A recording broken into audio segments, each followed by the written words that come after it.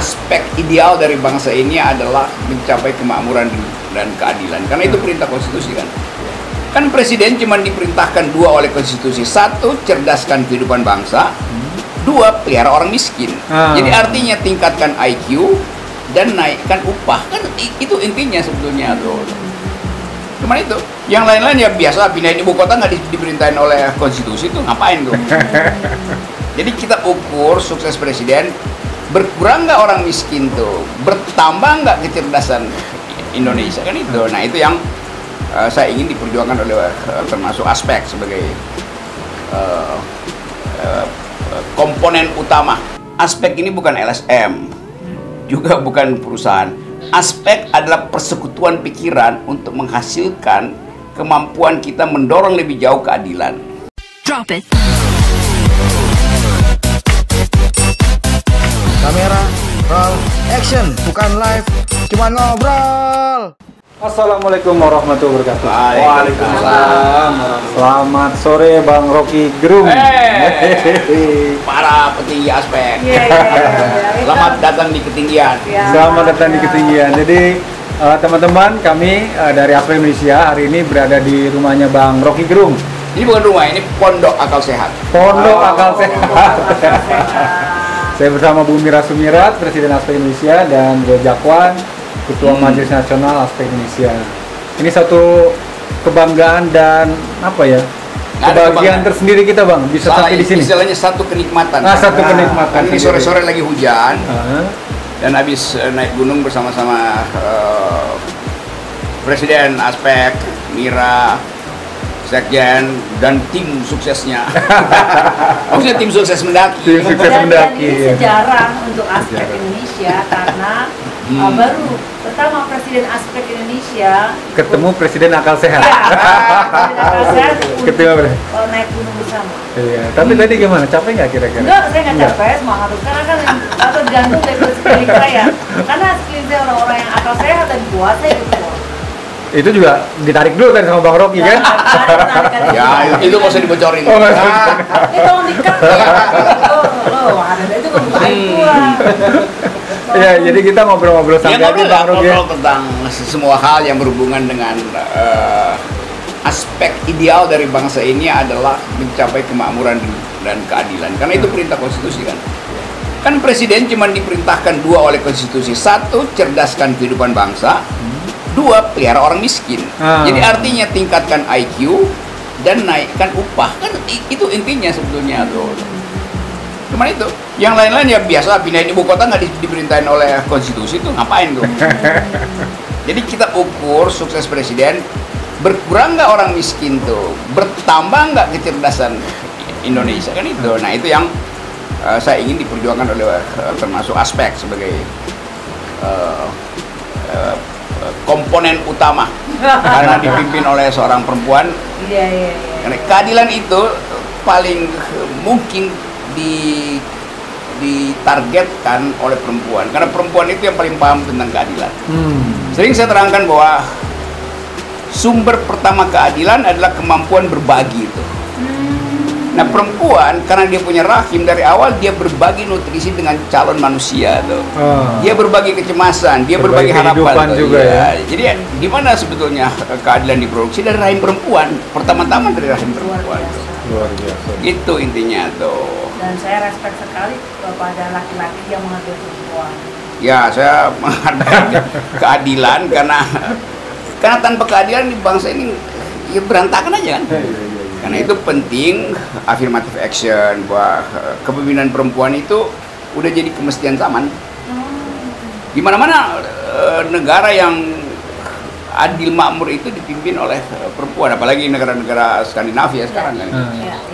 Jadi itu penelitian baru menunjukkan bahwa kalau negara melakukan akumulasi oke, tapi yang lebih penting jangan negara melakukan akumulasi untuk kepentingan korporasi.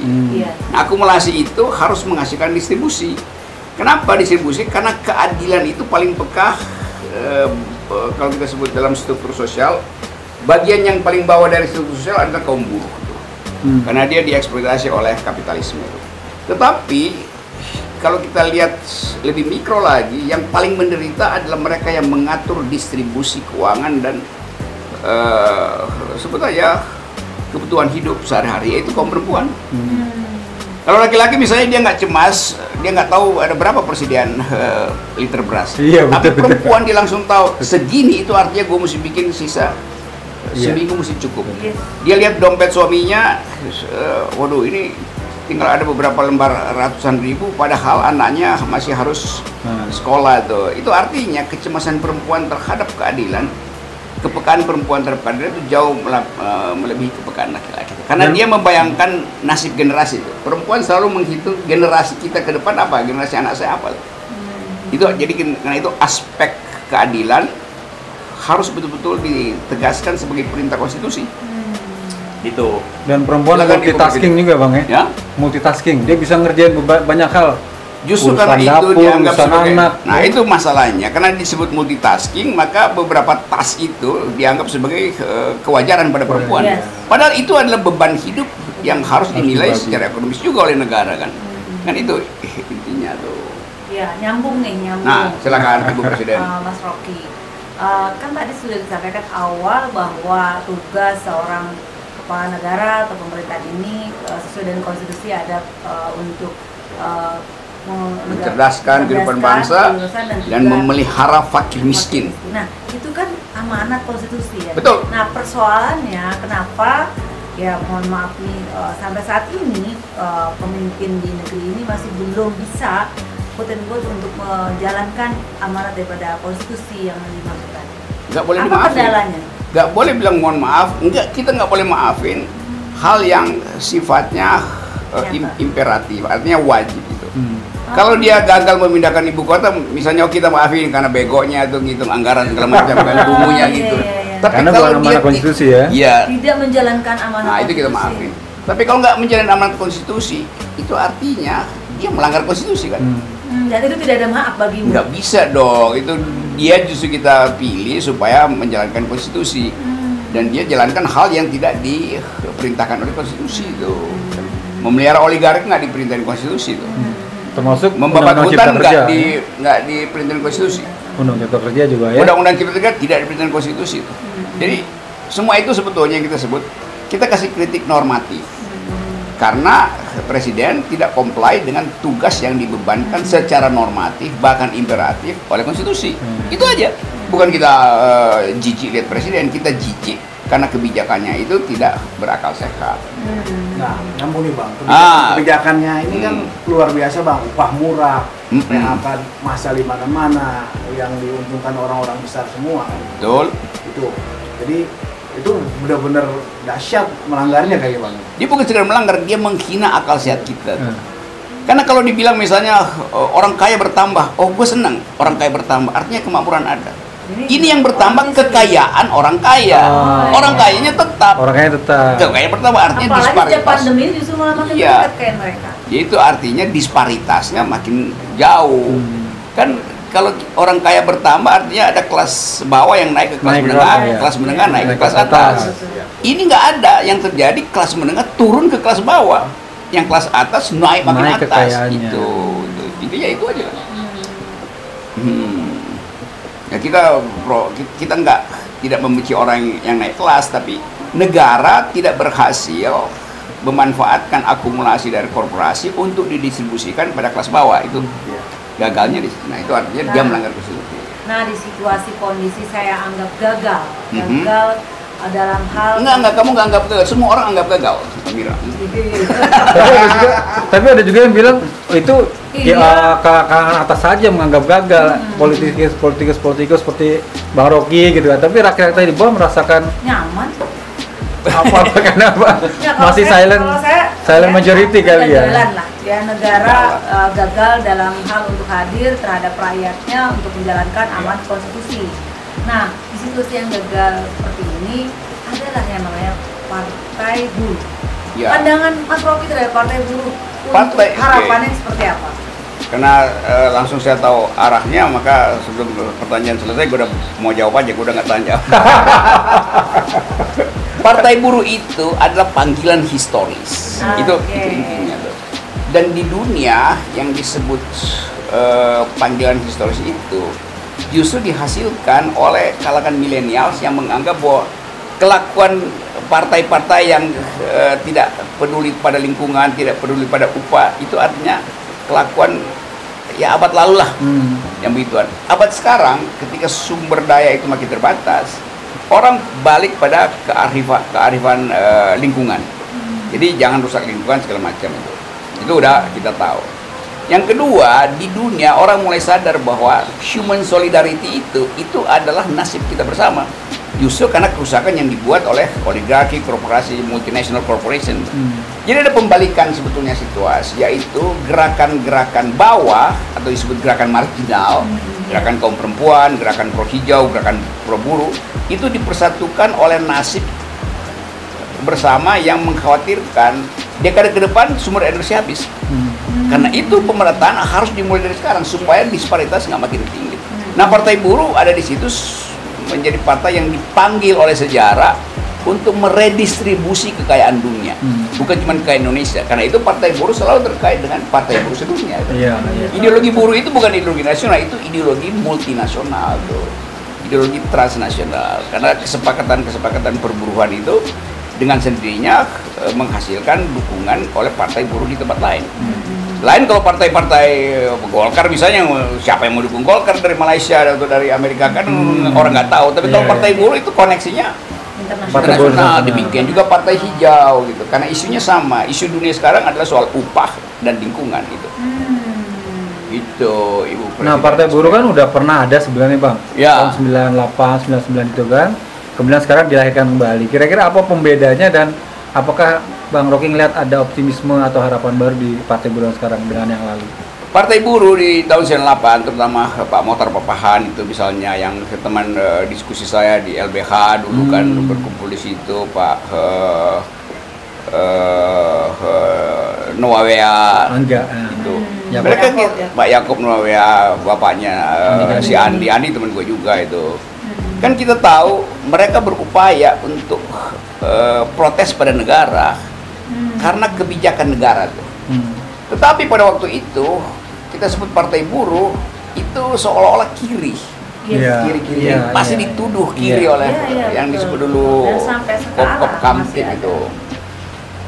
Nah, sekarang kita ingat bahwa Partai Buruh itu membaca John Rawls, membaca Amartya Sen, yaitu tokoh-tokoh pemenang Nobel yang justru pro pada gerakan buruh. Jadi Partai Buruh itu didukung oleh studi akademis. Amartya Sen itu dapat Nobel karena menganalisis tentang kemiskinan dan langsung dikaitkan dengan struktur sosial. Sebelumnya juga Mahbub yang di Pakistan itu. Yang terakhir misalnya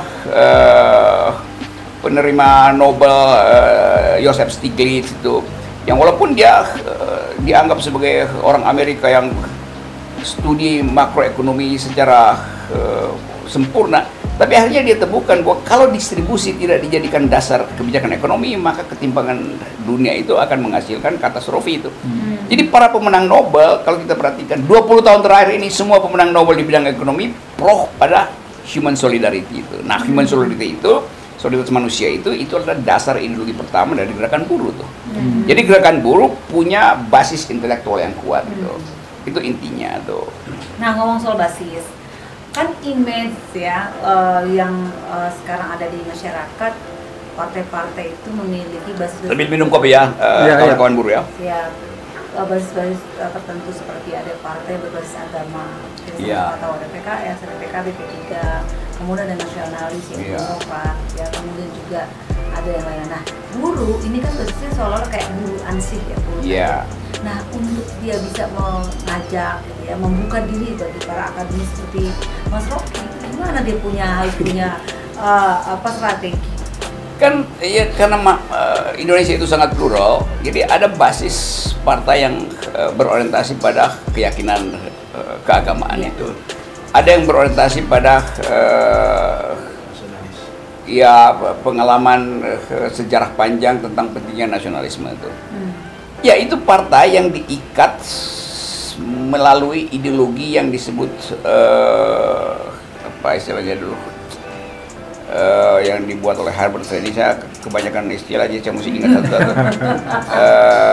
Berbasis identitas itu. Iya, Oke. Buruh tuh nggak ada identitasnya, karena buruh langsung masuk pada aspek kebijakan. Orang yang beragama Islam, beragama Kristen, atau bahkan pun dia nggak punya agama, dia sama-sama disiksa oleh korporasi. Iya. Jadi basis buruh itu lintas agama, lintas etnis segala macam. Nah di situ keunggulannya sebetulnya tuh. Jadi nilai tambahnya di situ. Ya. Dan studi-studi akademis sekarang tadi sedang sangat giat untuk melihat potensi baru partai buruh menghasilkan keadilan. Nah, karena itu misalnya di Eropa segala macam koperasi tumbuh, di Amerika sekarang koperasi tumbuh kan. Iya. Basisnya adalah gerakan buruh sebetulnya, yaitu otonomi untuk memproduksi supaya nggak masuk dalam proses akumulasi kapital global. Jadi itu pentingnya tuh. Jadi dari awal sebetulnya partai buruh sudah punya basis yang luas. Nah itu yang mesti kita terangkan pada rakyat, bahwa partai buruh itu bukan partai kiri. Partai buruh itu partai yang mengupayakan keadilan tiba pada semua kelompok itu. Mau ke lintas agama, ke lintas etnis, keadilan itu harus mereka dapat. Iya. Gitu. Tanpa saya menuduh kelompok-kelompok tertentu ya yang mengatakan bahwa partai buruh adalah kiri-kirian dan lain sebagainya, saya kira masih ada stigma-stigma yang selalu disampaikan kepada partai buruh yang sekarang sudah berdiri dipimpin oleh Pak Said Iqbal, itu masih ke kiri-kirian. Yang kedua tadi segmented, masih identitas. Iya, itu itu masih melekat. ya karena orang nggak ngerti sejarah tuh. Partai buruh di Eropa itu disebut partai kiri karena partai kanannya ada partai konservatif. Partai kiri, ada partai konservatifnya adalah Tory itu. Nah, kalau kita bilang saya seorang kiri, kalau saya di Eropa memang saya partai buruh, partai kiri. Tapi kalau saya ada di partai ini saya mesti terangin ulang. Pak di Eropa politik kiri itu diadopsi oleh partai buruh. Di Amerika politik kiri diadopsi oleh partai Demokrat itu. Itu bedanya tuh istilahnya itu. Jadi sebetulnya nggak ada lagi problem. Bahkan partai buruh di Inggris mengubah anggaran dasarnya bukan lagi berdasarkan prinsip Marxisme, yang itu perjuangan kelas, tapi perjuangan parlementer. Gitu intinya. Jadi stigma itu ya orang yang nggak ngerti masih kasih stigma kiri pada partai buruh, itu artinya dungunya dua kali. Karena dia nggak ngerti sejarah, dia juga nggak ngerti istilah gitu. Nah, partai buruh di Indonesia yang sekarang ini kan lahir lagi lah ya, itu karena memang akumulasi kekecewaan kita adanya Omnibus Law. Betul. Tapi di satu sisi juga masyarakat kan udah apatis sama politikus-politikus sama partai, apalagi dalam setiap pemilu selalu ada rezeki 5 tahunan, rakyat dibeli suaranya hanya dengan sembako gitu kan. Artinya praktik money politik itu begitu banyak. Nah, sementara di atas oligarki seperti itu. Kira-kira tips apa buat partai buruh? Saya nggak kasih tips, saya pro partai buruh, gampang ya begitulah. Buat apa kan? Karena tadi dari gimana caranya meyakinkan rakyat untuk lu jangan mau terima money politik lagi? Iya, gitu. Saya inginkan rakyat itu bergerombol aja di sekitar partai buruh, karena ideologi partai buruh jelas, yaitu keadilan sosial. Dan semua rakyat yang berakal sehat pasti menginginkan keadilan sosial. Jadi udah itu bukan tips, itu adalah instruksi. Endorse. Bukan instruksi juga, perintah. Ya perintah intelektual gitu. Nah, nyambung yang Pak Sabda sampaikan, masih gini, ujung-ujungnya juga partai buruh oligarki juga, bagian oligarki juga tuh.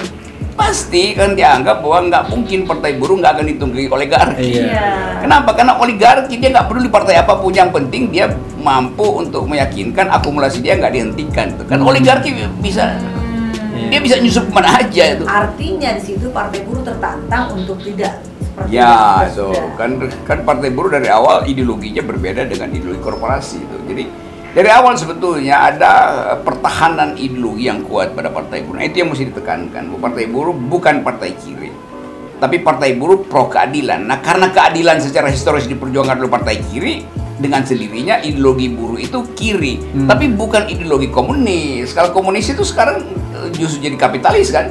Cina komunis itu adalah partai kapitalis. Cina kapitalis. Iya, kapitalis. Jadi itu, dan itu mesti diterangkan pelan-pelan dengan kemampuan konseptual. Dan saya percaya bahwa teman-teman aspek, teman-teman buruh, saya tiba saya kenal betul baik cara berpikirnya runtun, dia tahu tentang sejarah Partai Buruh, paham tentang aspek keadilan sosial, dan Partai Buruh itu pasti akan bergaul di tingkat internasional dalam banyak seminar kan. Iya. Nggak ada partai, misalnya Partai Golkar atau PDIP diundang, berafiliasi ke internasional. nggak bisa. Nggak kenal ya. Orang nggak tahu kenal ya. apa itu kan. Nggak kenal. Tapi Partai Buruh dari awal ada partai yang historis. Jadi satu-satunya partai yang berafiliasi ke internasional ya Partai Ya Buruh. Partai Buruh gitu. Ya, di luar itu tidak ada berafiliasi. Nanti ada juga kalau ada Partai Hijau sama itu itu akan itu kita. sama. Nah, Partai Buruh dan Partai Hijau sama-sama memperjuangkan keadilan.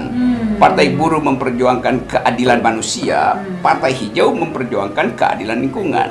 Tapi dua-duanya terhubung. Terhubungnya begini. Eksploitasi manusia terhadap alam itu disebabkan oleh eksploitasi manusia terhadap manusia lain. Jadi karena manusia mengeksploitasi manusia, maka si manusia mengeksploitasi alam. Nah, manusia mengeksploitasi manusia itu adalah teori Partai Buruh, manusia mengeksploitasi alam teori Partai Hijau. Jadi Partai Buruh bertemu di situ dengan Partai Hijau, nyambung langsung tuh. Karena itu kita naik gunung sekarang supaya Partai Buruh juga mengenal lingkungan. Nanti seakan aja Partai Lingkungan naik gunung juga supaya mengerti bahwa Partai Buruh pernah naik gunung. Gitu. Jadi siapa yang nggak naik gunung, ya itu artinya dia tidak cukup kuat untuk dipilih. Jadi cuma partai yang pernah ikut saya naik gunung yang Berarti Partai Buruh dipilih. cukup alasan untuk dipilih. Kira-kira begitu. Cuma gara-gara naik gunung aja. Iya, buat sementara itu dulu ya. Ya, jadi kenapa Supaya tadi? saya undang semua orang naik gunung lah. Maksudnya semua partai coba naik gunung lah. Supaya kita tahu bahwa akalnya sehat. Karena kalau naik gunung akalnya buruk itu pasti celaka. Celaka. Iya. Ini mereka udah sukses naik gunung pasti akalnya sehat. Nggak Jadi boleh naiklah takabur, gunung. ya. Jangan sekedar naikin baleho itu kan. Ntar dicopotin lagi, ada nurunin. Itu nurunin teman-teman baleho. buruh. Iya, siap. Lanjutkan perjuangan, lanjutkan akal sehat. Mari melangkah naik gunung. Sekaligus kita pastikan bahwa ke depan Indonesia akan diasuh oleh perintah konstitusi, yaitu keadilan dan kecerdasan. Dua-duanya potensial dimiliki Partai Buruh. Luar biasa. Luar. Terima kasih banyak nih Bang Oke. Rocky. Tapi sebelum Pak Bira ditutup, dan tanggal 10 Februari aspek ulang tahun ke-23. Ya. Tolong ucapin selamat ke 23 tahun.